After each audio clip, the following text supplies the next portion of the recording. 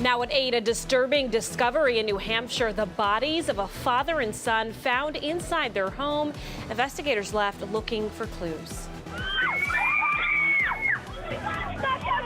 Those are students in Raynham, very upset on board their school bus. Coming up, we'll explain what happened during their ride home. And new this morning, investigators now saying they have identified the suspicious substance inside a letter mailed to Donald Trump Jr. And sitting down with the skipper, new Red Sox manager Alex Cora already swinging for the fences as spring training gets underway in Florida. This is 7 News Today in New England. And good Tuesday morning to you. Thanks for joining us. I'm Amaka Ubaka. And I'm Jennifer Egan. We'll have all of your top stories in just a moment. But first, we do want to get a check at the forecast. I'd say it's pretty seasonable out there today, but we do have the sunshine today, Ren, which we're happy about. Exactly. We're going to keep that sunshine throughout the day today as well. It's a pleasant forecast. A little cool this morning, but nothing we can't handle. And like you mentioned, Jen, it's seasonable. Temperatures are in the mid-20s in Boston, low 20s in Worcester, a little more mild towards the Cape and the islands. Closer to 30 degrees out that way, but it's feeling like 13 in Boston and 9 in Worcester, as we are still breezy this morning. Winds out of the north definitely bringing a chill factor. You're going to want the warm winter coat. Even though we've been talking about this warm up, it's not for today. So temperatures aren't going to be frigid today. We'll warm up into the low 30s, but we trend a little bit below average. It's tomorrow for Valentine's Day that we see that warm up. Temperatures back into the upper 40s with partly to mostly sunny skies by the afternoon. Time now for fast track traffic. Here's Marshall Hook, who's in for Elena. All right, we are looking at the Pike westbound, eastbound, both sides. The eastbound side's the one that's all backed up due to this ongoing accident right at Newton Corner. It is off to the side and about to be cleared out of the way, but the delays are built in. As we take a look at the maps, you'll see exactly where we're talking about. The hotel overpass, as we like to call it, where they got that big hotel. A little bit further out on the Pike, some delays. We also have a problem down south of town, 95 northbound at Neponset Street. That's causing some delays. And if you're coming in on the expressway, up to a morning high 33 minutes from the split into downtown. Back to you guys. All right, we're following breaking news this morning. One person is under arrest and set to face arson and domestic assault charges in Brockton. Officials made the arrest following a fire at home earlier this morning. The incident unfolding on Highland Street. Now, firefighters worked to put out those flames, and the home did sustain some damage in the process. Right now, there's an ongoing investigation in New Hampshire. A father and his 6-year-old son were found dead inside their home in Derry. 7's John Coco is live outside the home this morning with the very latest on that investigation. John. So, Jen, right now we're still working to get more information as to what exactly happened here. But here's what we do know. At around 12:30 Monday afternoon, Derry police got a call to check on this mobile home on Kendall Pond Road. Officers didn't get a response, so they went inside, and that's where they found the bodies of a 39-year-old man and his 6-year-old son. They were both in a bedroom. And as you can see in this video here, investigators were on scene late yesterday, including the crime scene unit. Now, we may get more information today with the autopsy scheduled for both that father and his son. We're live in Derry, New Hampshire. John Coco, 7 News, Today New England. Also this morning, students scared to get back on the bus after going on a wild ride in Raynham. The driver slamming into 2 trees and not stopping, and now he's off the job. 7's Nicole Oliverio is live in Raynham, where students had some serious concerns this morning. Nicole.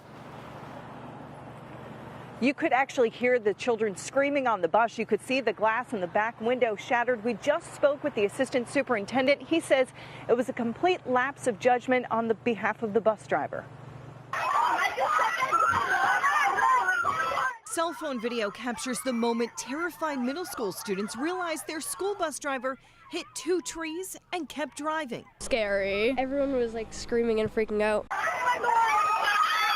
It happened in Raynham during drop-off on Monday.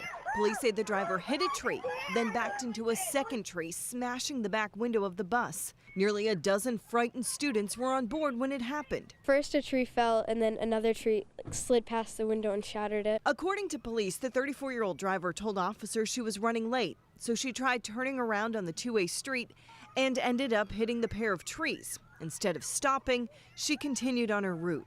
Parents understandably upset by what happened. We have to know who our kid's going to be riding on the bus with and who's going to be in charge. I mean, are we supposed to stay home and monitor the kids when they're to and from school? Are we supposed to be responsible for that? Fortunately, no kids were hurt, and parents are glad that police and the school reacted quickly. We've seen the very same day the process play out. I mean, that's a good thing for this community.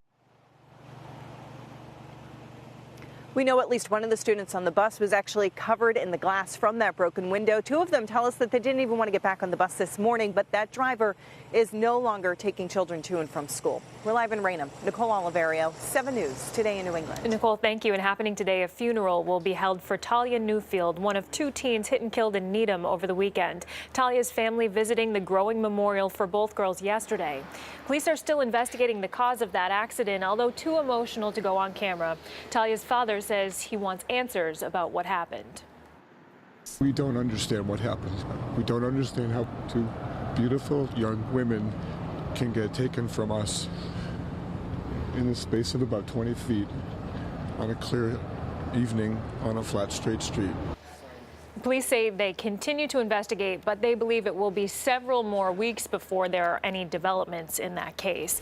And police are investigating a shooting on Hampstead Road in Jamaica Plain. Happened last night. Police say a man tried to go into a group home, but they didn't let him inside. After he left, a bullet was shot through the front of that house, hitting a person sitting inside. That victim suffered non-life-threatening injuries. And we're learning more this morning about a suspicious substance found inside a letter that was sent to Donald Trump Jr., the president's daughter-in-law, taken to the hospital as a precaution after opening that letter. And now investigators say they know what the mysterious white powder was. Scary moments in this Manhattan apartment Monday after police say Vanessa Trump opened a letter addressed to her husband, Donald Trump Jr., that contained an unknown white powder. It was reportedly cornstarch. Vanessa reportedly called 911 because she was coughing and felt nauseous. The NYPD says a preliminary test of the white powder shows it isn't dangerous. Vanessa and 2 others went to the hospital as a precaution. The White House says the president has been made aware of the situation in New York, but wouldn't provide any more details. I know the president spoke with her. Beyond that, at this point, it's an ongoing and active investigation, so I can't comment any further, but I can say that the president has spoken with her. Donald Jr. tweeted this response: "Thankful that Vanessa and my children are safe and unharmed after that incredibly scary situation that occurred this morning. Truly disgusting that certain individuals choose to express their opposing views with such disturbing behavior." Vanessa's sister-in-law, Ivanka Trump, wrote, "Thinking of Mrs. Vanessa Trump and wishing I was by her side today. No one deserves to be frightened this way. There is no excuse." And Vanessa had this to say on Twitter: "Thank you so much for all of the help today in NYC. I appreciate all the quick response to make sure that I was safe." And this isn't a first for the Trump family. In March of 2016, authorities investigated a threatening letter sent to Eric Trump's home with white powder that turned out to be harmless. And envelopes with white powder were also sent to Trump Tower twice in 2016. Security concerns in the White House after it was revealed that dozens of officials have been working without permanent security clearances. One of those officials was Rob Porter, who resigned last week after allegations of domestic abuse surfaced against him. The White House said it relies on the FBI and law enforcement to determine any background problems that would disqualify people from the job. In the meantime, the White House defending the president's tweets about how allegations are shattering lives and calling for due process.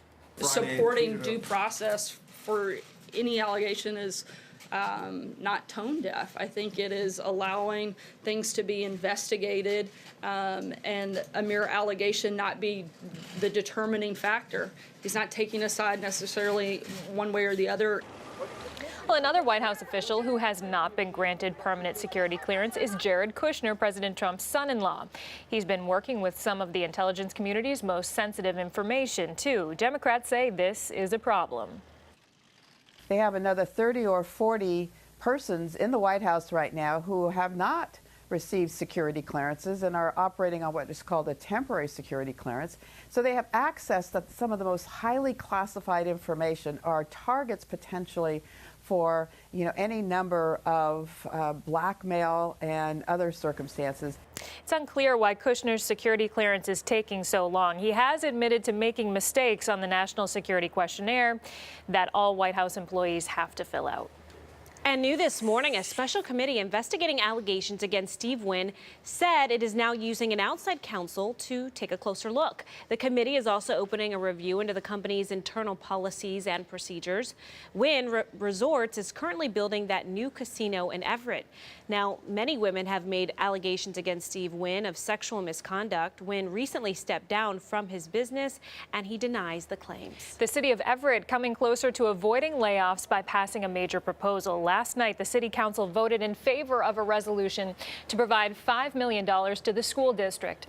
They said last week that dozens of teachers would have to be laid off if the city could not cover a $9 million budget shortfall for local schools. The city officials say they are going to petition the state for more money to make up for that deficit.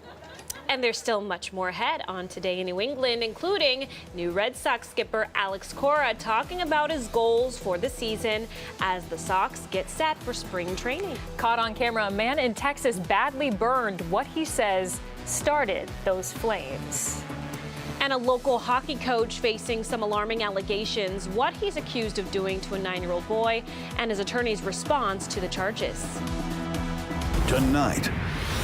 You could be paying more than you expect for your gas and electric bills. I'll pay way more. You won't believe how many customers' accounts were secretly switched, so your bill might look exactly the same. That's part of the deception. How to protect yourself against this stealth switch. 7 investigates tonight at 9 and 10.